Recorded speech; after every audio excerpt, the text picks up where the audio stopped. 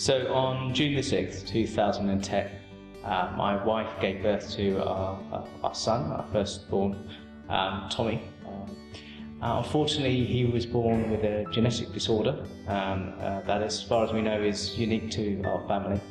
And unfortunately, the moment or within hours of him being born, we had it confirmed that he had this genetic condition, and his life expectancy was limited to a number of weeks, somewhere between 2 and 4 is what we were told to expect. So we went to Shooting Star Chase when Tommy was 3 weeks old, and Tommy ended up having his own room, a lovely large room. We had our own room. We went from a scenario where we were living in incredibly cramped, difficult conditions to a room to an environment where we could relax, to an environment that was incredibly stimulating for Tommy. And also, I think one of the big things for us was that we felt that they took a holistic sort of approach. So they looked after my wife and I as much as they looked after Tommy, and that meant that actually it gave us more time, more headspace, and more rest, so that we could enjoy looking after Tommy a lot more as well.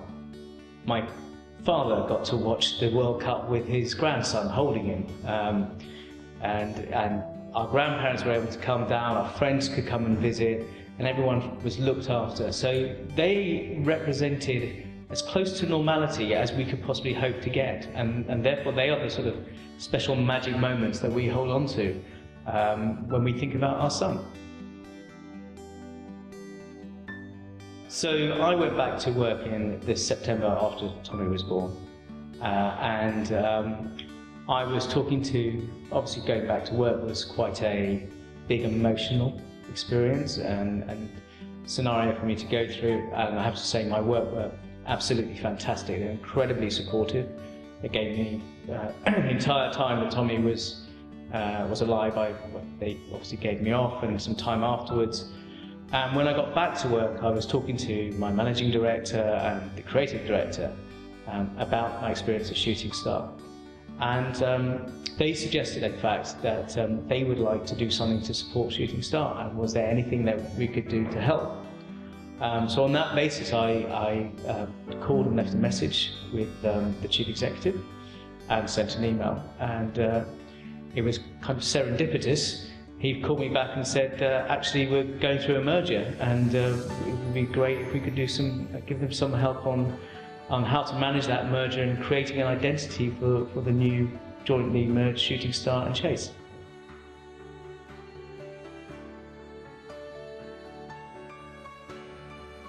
Having multiple logos is a very brave thought. It kind of probably breaks the traditional rules of branding. I think the traditional rules were, consistency, consistency, consistency. I think brands are becoming a bit more playful. I think they have to be in their sort of social era. Whereas they used to be about control and controlling the message, it's now about engaging in dialogue. It's now about giving over the brand to other people and allowing them to play with it as well. So I think this brand identity does that. It allows people to play with it. But there also lies a danger that in giving it to people to play with, it can run into directions and people start creating their own executions of the brand, and it begins to spiral out of control. So what we try to do is create a suite of logos and put some guidelines around when those logos are to be used, and then underneath that also have some